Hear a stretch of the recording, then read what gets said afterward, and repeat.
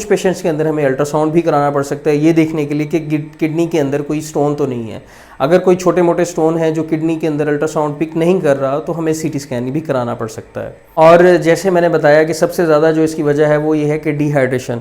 आपने अपने आप को डिहाइड्रेशन नहीं होने देनी। अमूमी तौर पर ज़्यादातर क्रिस्टल जो है वो सेटल हो जाती हैं अगर आपका पेशाब जो है काफ़ी ज़्यादा पतला हो, और वो तभी आएगा जब आप पानी का इंटेक अपना ज़्यादा करें। तो आपने अपने पानी का इंटेक काफ़ी ज़्यादा रखना है, इतना कि आपका पेशाब जो है वो 2 से 2.5 लीटर आए।